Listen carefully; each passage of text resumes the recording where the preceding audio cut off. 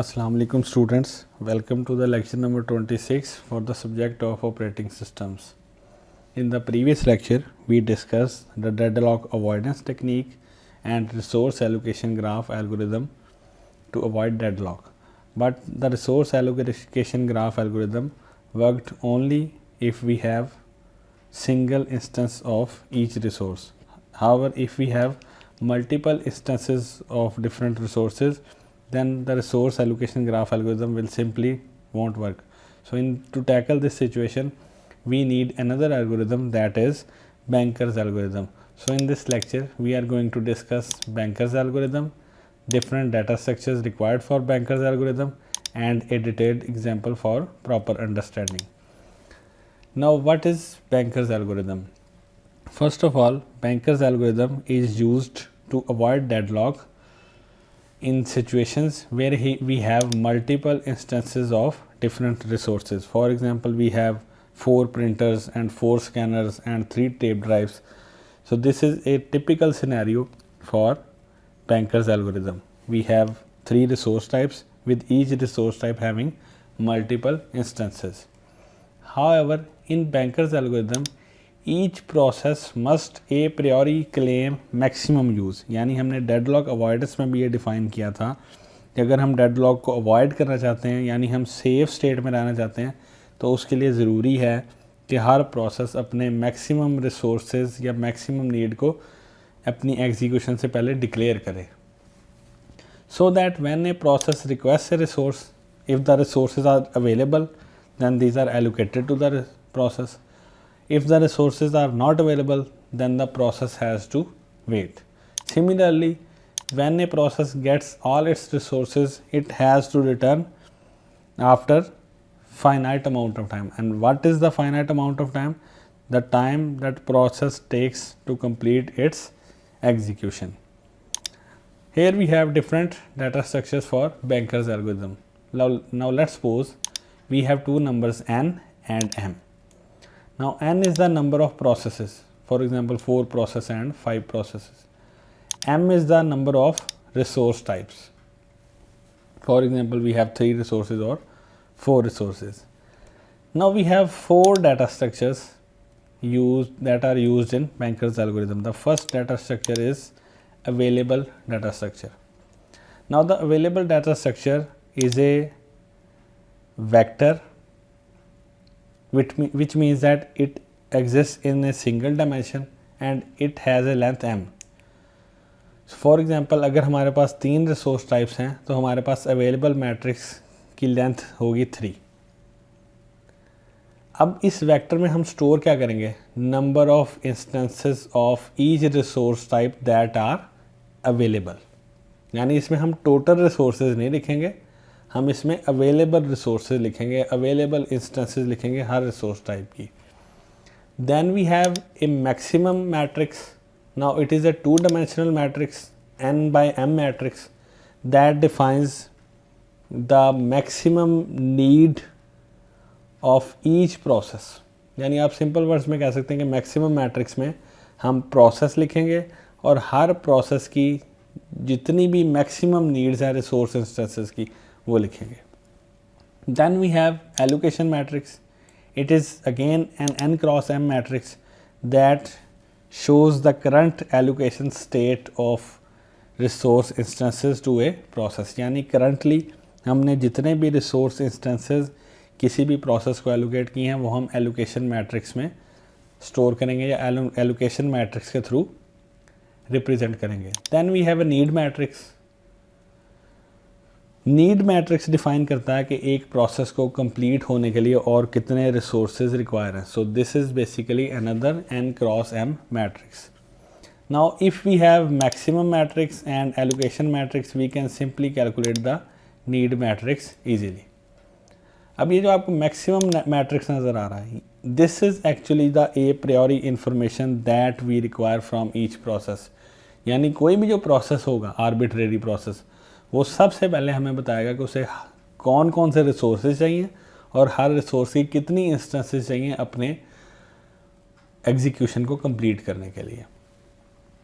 For Banker's algorithm, we have two sub-algorithms. The first one is the safety algorithm and the second one is the resource request algorithm. Now, what is the safety algorithm? हम safety algorithm में suppose कर लेते हैं कि हमारे पास दो vectors हैं. One is the work and the second one is the finish. अब वर्क जो है इसको हम रिलेट करेंगे रिसोर्सेज के साथ, सो इसकी लेंथ होगी m, एंड फिनिश को हम रिलेट करेंगे प्रोसेसेस के साथ, सो इसकी लेंथ क्या होगी n.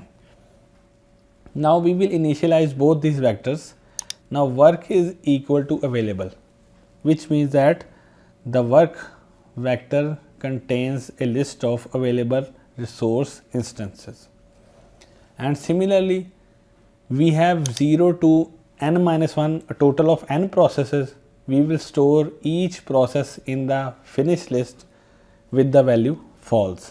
The false value indicate that none of the process has completed its execution. Now what is the second step? Now let's suppose I is an arbitrary value, and for I we have finish I is equal to false. In simple words, you can say that we have selected an arbitrary process that has not completed its execution, so it is in the waiting state. And the second condition is that the need of the process I is less than the work resources or available resources. So if both these conditions are satisfied, we will go to step 3, and if conditions don't satisfy, we simply go to the step 4. Now what is the step 3?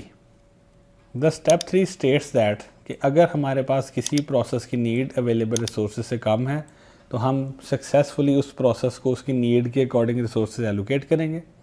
वो process अपनी execution complete करेगा और execution complete करने के बाद अपने सारे resources को रिलीज़ कर देगा. सो इट मीन्स कि हमारे पास जो बैलेंस वर्क रिसोर्सेज थे और जो एलोकेटेड रिसोर्सेज थे उन सबको हम प्लस करेंगे तो हमारे पास न्यू अवेलेबल रिसोर्सेज आ जाएंगे और हमारे पास प्रोसेस जो है वो फिनिश हो जाएगा. और फिनिश होने के बाद हम दोबारा स्टेप 2 पे मूव करेंगे, यानी एक और आर्बिट्रेरी प्रोसेस सेलेक्ट करेंगे. But if there exist no process, we can simply assume that all the processes have finished their execution and the system is in safe state. Now we have resource request algorithm for process PI. अब हम यहाँ पर suppose कर लेते हैं कि request हमारे पास एक वेक्टर है जो बेसिकली हमें क्या डिफाइन करता है कि एक प्रोसेस ने अपनी एग्जीक्यूशन के लिए कितने रिसोर्सेज की रिक्वेस्ट की. So request suggests that PI wants k instances of resource type RJ. अब हम क्या करेंगे, हम सबसे पहले चेक करेंगे कि एक प्रोसेस ने हमें ए प्रियोरी अपनी नीड बता दी थी. If this request is less than need, if this request is less than need, it means that process has made a legitimate request, so we can go to step 2. However, if the requested resources are greater than the need resources, this will raise error condition because process has exceeded its maximum claim. यानी process ने जितने maximum resources हमें बताए थे process उससे exceed कर गया. सो जब भी ये एक्सीड की सिचुएशन आएगी एक एरर कंडीशन जनरेट होगी, क्योंकि हमने जो कंडीशन सिस्टम पर इम्पोज की थी कि वो ए प्रियोरी इंफॉर्मेशन प्रोवाइड करेंगे प्रोसेस ने उस कंडीशन को ही वायलेट कर दिया. However if this condition holds, we will simply check if the requested resources are available. If resources are available, then we go to step 3. If resources are not available, the process PI has to wait. अब process P step 3 क्या define करता है?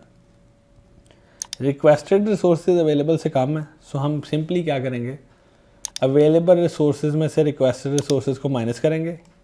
क्यों हम minus करें? क्योंकि हमने ये resources process को allocate करने.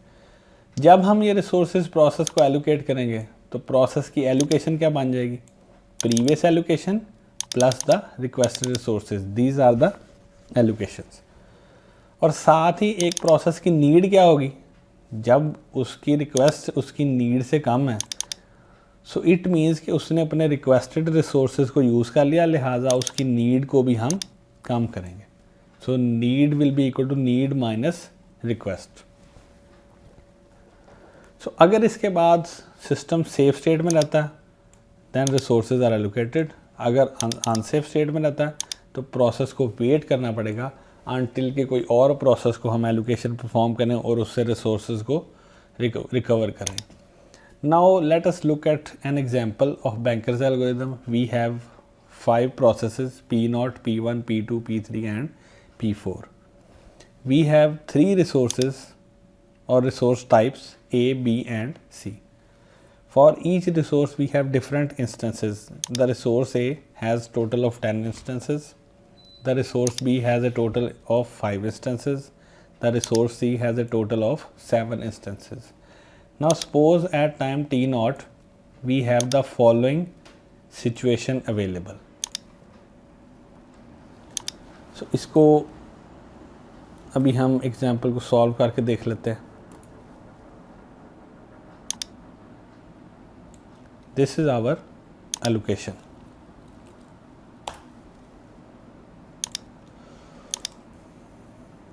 Now the total number of resources are 10, 5 and 7.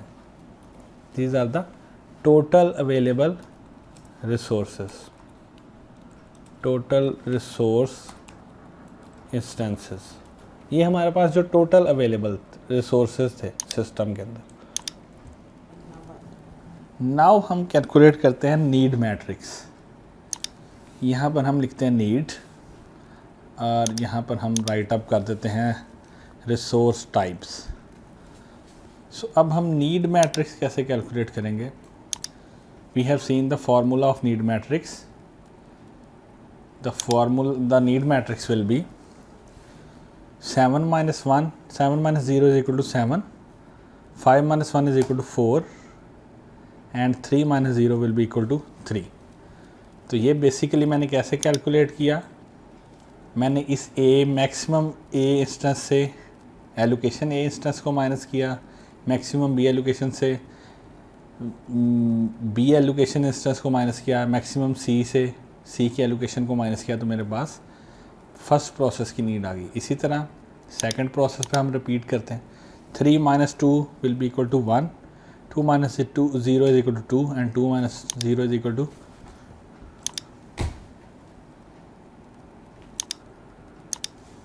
2. Next हम कैलकुलेट करते हैं प्रोसेस P2 की need matrix. 9 minus 3 is equal to 6, 0 minus 0 is equal to 0 and 2 minus 2 is equal to 0. So this is the need of process P2. अब हम process P3 की need calculate करते हैं. 2 minus 2 is equal to 0, 2 minus 1 is 1 and 2 minus 1 is again 1. So अब हमारे पास last process है, इसी process को हम रिपीट करते हैं. 4 minus 0 is equal to 4, 3 minus 0 is equal to 3 and 3 minus 2 is equal to 1. So ये बेसिकली हमारे पास सारे प्रोसेसेस की नीड आ गई. अब हम देखते हैं कि हमारे पास अवेलेबल रिसोर्सेज कौन से हैं. Now the available resources will be equal to total resources minus total allocated. So available का हमारे पास इक्वेशन बनेगी. We have total resources 7, 2 and 5. Sorry, we have total resources 10, 5 and 7 and we have total allocated 7, 2 and 5. So अब हम इनको minus करते हैं. 10 minus 7, 5 minus 2 and 7 minus 5.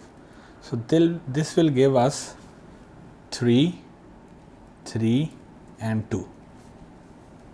सो ये जो हमारे पास वैल्यू आई है, ये हमारे पास टोटल अवेलेबल रिसोर्सेज हैं that are ready to be utilised. अब नेक्स्ट हमारे पास ये डिफरेंट प्रोसेसेस की नीड्स हैं. We will compare the need of each process with the available resources. Now for example, for process P0 the need is 743 while the available resources are 3, 3 and 2. So if we allocate these available resources to process P0, the system will enter an unsafe state or possibly state of deadlock. Next we compare the need of process P1 with available resources. The need of process P1 is 122 and the available resources are 332. So clearly for process P1 we can say that need is less than or equal to available. So इस situation में हम क्या करेंगे? We will allocate resources to process P1. अब जब हम process P1 को resources allocate करेंगे तो एक्चुअली क्या होगा? एक तो हमारा available मैट्रिक्स चेंज होगा और दूसरा allocation matrices चेंज होंगे. Now our available will be equal to 332 minus need of process P1 which is 1, 2 and 2 which is equal to 3 minus 1 is equal to 2, 3 minus 2 is equal to 1 and 2 minus 2 is equal to 0.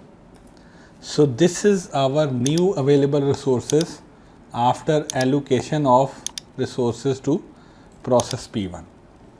तो जब हमने process P1 को resources allocate किए, process P1 की allocation क्या होगी? Allocation of process P1 will be equal to current allocation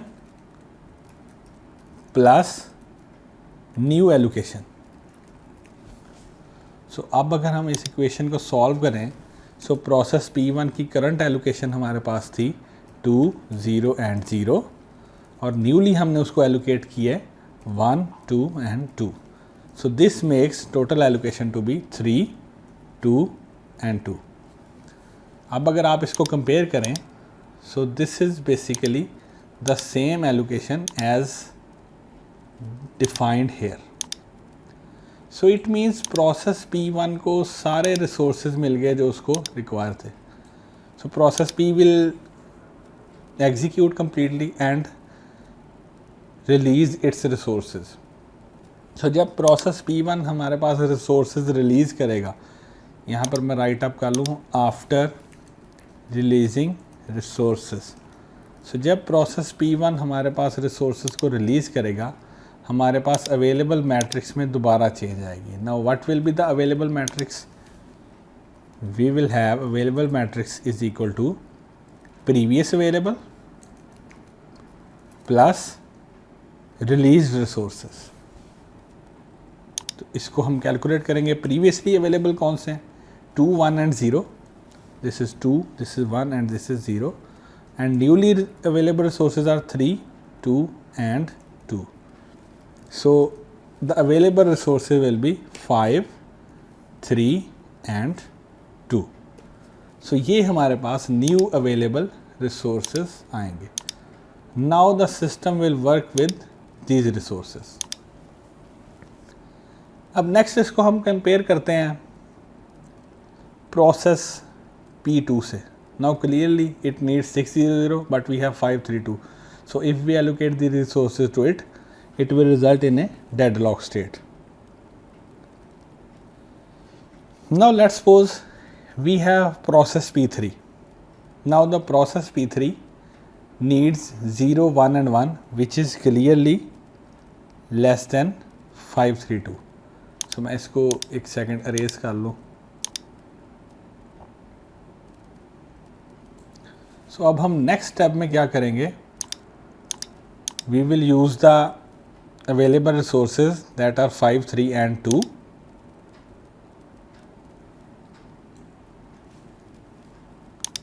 So this is our scenario and available resources are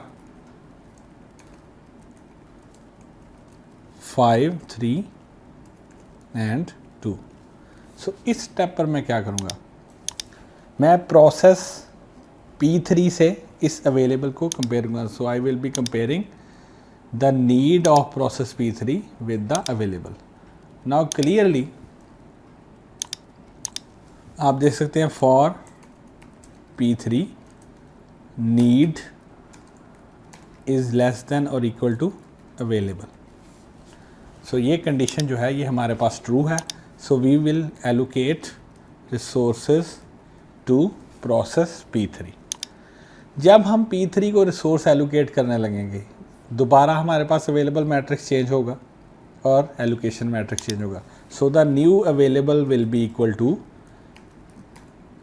previous available minus allocated once.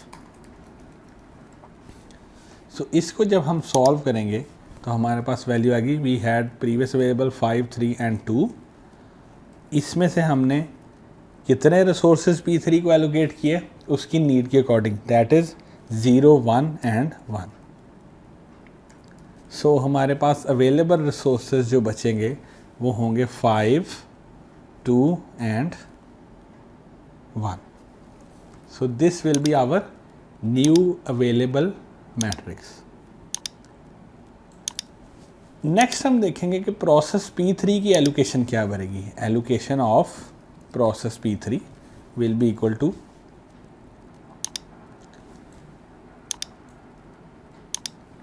Already allocated plus new allocated. अगर आप P3 process को देखें तो उसके पास already allocated क्या थे, 2, 1 and 1।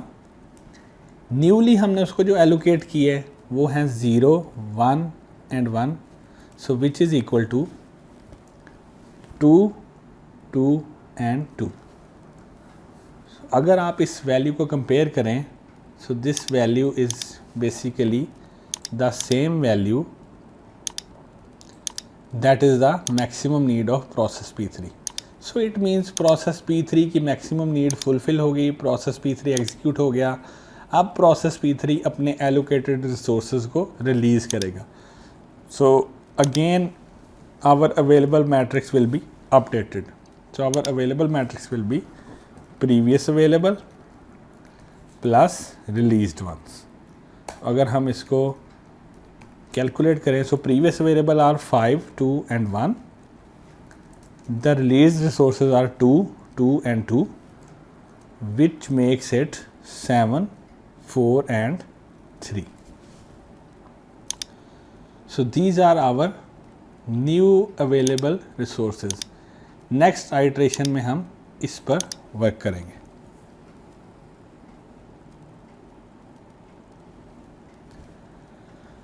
Now in next iteration we will compare the need of process P4 with the available resources. So मैं इसको इस लाइन से इंडिकेट कर दूँ, we will compare this need with these number of available resources. So you can say that for process P4 the condition need is less than or equal to available is true, which means that we will allocate resources। जब हम resources allocate करेंगे तो दोबारा available matrix भी change होगा, allocation matrix भी change होगा। Now the available matrix will be equal to previous available minus allocated। So previous available हमारे पास कौन से resources हैं, 7, 4 and 3। We have 7, 4, 3 as available resources, and to fulfill the need of process P4 we will allocate these resources to process P4. So the available resources will be 3, 1 and 2. So these are our new available resources. And what will be the allocation of process P4? The allocation of process P4 will be equal to already allocated plus new allocated। सो हम इसमें values put करें तो P4 को already हमने allocate किए हुए थे 0, 2 and 2, and we have allocated new resources 4, 3 and 1, which makes it 4,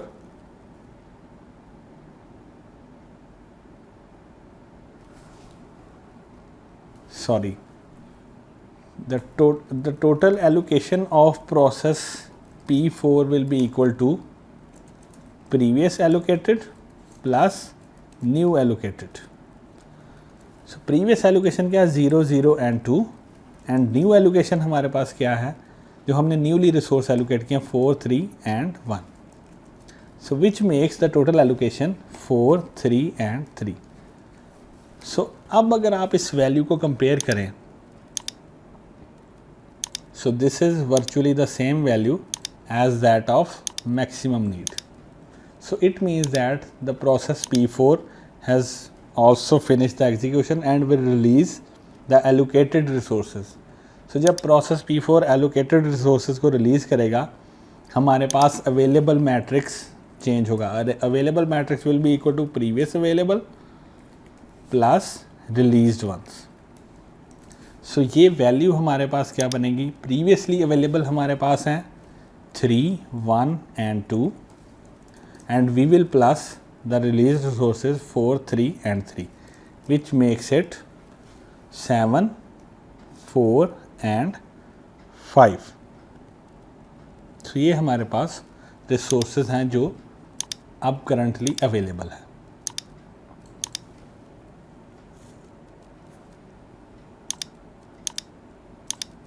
Now we have a simple scenario.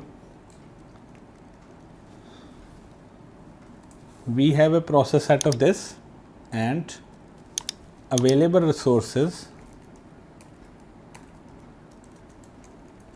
7 4 and 5.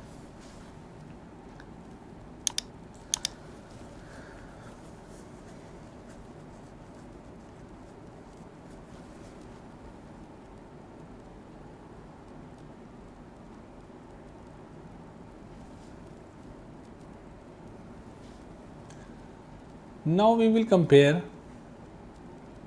the need of process P0 with process available resources.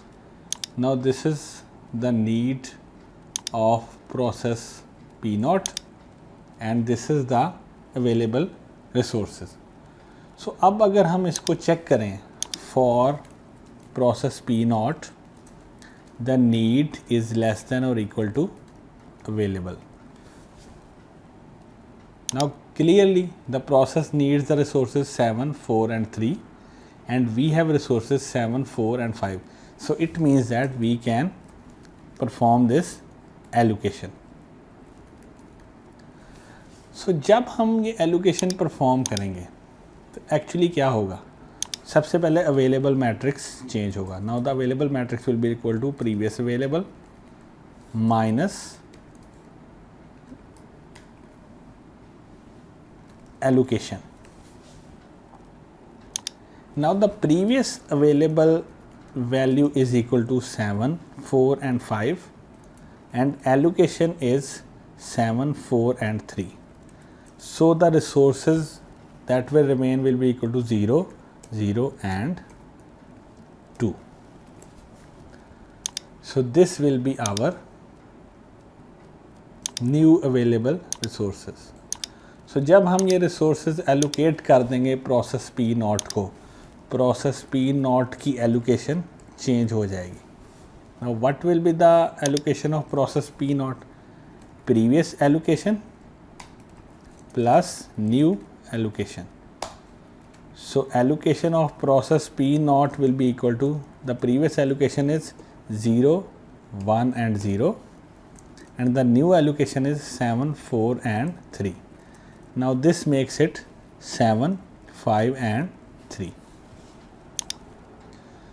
So अब ये जो 7 5 3 है, अगर आप इसको नोटिस करें, so this is basically the same value that is the maximum need of process P0. So it means that process P0 has also finished the execution. So जब process P0 ने अपनी execution finish कर ली तो actually क्या होगा, ये अपने resources को रिलीज़ कर देगा. Now when process P0 will release the resources, our available matrix will change. Our available matrix will be equal to previous available plus released once.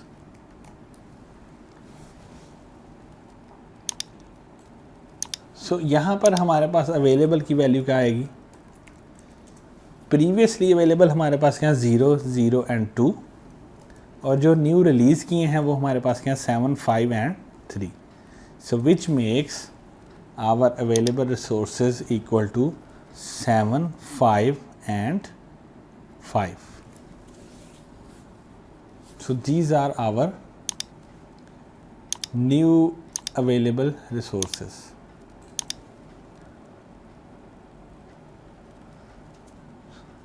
Now we have only one process remaining whose need is 600. Now this need will be compared to this. So for process P2, need is less than equal to available. Now what we will do, we will allocate resources. जब हम resources allocate करेंगे तो दोबारा available matrix change होगा. Now available matrix will be equal to previous available minus allocation. So, इनमें हम values put करते हैं. प्रीवियस हमारे पास अवेलेबल जो है वो है 7, 5, 5. We have 7, 5 and 5, and we will allocate the resources 600. So this will remain 1, 5 and 5. So these are our new available resources. इसी तरह प्रोसेस पी नॉट की एलोकेशन चेंज होगी. प्रोसेस पी नॉट की एलोकेशन क्या हो जाएगी, प्रोसेस पी नॉट की allocation हो जाएगी previously allocation plus new allocation. So इस फार्मूला में हम वैल्यूज़ पुट करते हैं. The previous allocation was 3, 0 and 2. And we have allocated the resources 6, 0 and 0. So the new allocation will be 9, 0 and 2. So अगर आप notice करें, so this is basically the same value as that of maximum need. So it means that P2 has also finished the execution. So अब हम क्या करेंगे, अब हम इसके resources को release करेंगे. Now when we release the resources, our available matrix will change. Our available matrix will be equal to available is equal to previous available plus released resources. So इस फार्मूला में हम values put करते हैं. Previous available हमारे पास हैं 1, 5 and 5, और newly release resources हैं 9, 0 and 2. So which makes it 10, 5 and 7. सो अगर आप इसको देखें तो ये हमारे पास टोटल रिसोर्सेज थे जो हमारे पास सिस्टम में अवेलेबल थे. Now all the processes have finished execution. तो अगर हम इसको रीकैप करें तो हमने सबसे पहले जो था वो प्रोसेस P1 एग्जीक्यूट किया था. Then we executed the process P3. Then we executed process P4, then we executed process P0, and then we executed the process P2. So this sequence is actually the safe sequence. यानी अगर हम इस safe sequence में processes को run करेंगे तो हम सबको resources भी allocate कर देंगे, सारे के सारे process भी run करेंगे, अपनी allocation भी update करेंगे और execution को finish भी करेंगे, और स्टिल हमारे पास सिस्टम जो है वो डेडलॉक स्टेट में एंटर नहीं करेगा. Now this is our safe sequence. तो अगर आप इसको एग्जांपल में देखें तो यहाँ पर आपको एक स्लाइड सा डिफरेंस नज़र आएगा P2 एंड P0 का. तो आपने इससे भी एक्सपेरिमेंट करके देखना है कि बैंकर एल्गोरिथम इसमें भी वर्क करता है या नहीं. सो ये आपका असाइनमेंट टास्क है जो आपने परफॉर्म करके देखना है. I have performed it a little differently, but the main point is that first of all, Banker's algorithm works on multiple instances of resources, and secondly, we just compare the available resources with the need resources, and if the condition satisfies, we can allocate the resources, and after execution the process will simply release the resources. So ये हमारे पास Banker's algorithm का complete process था.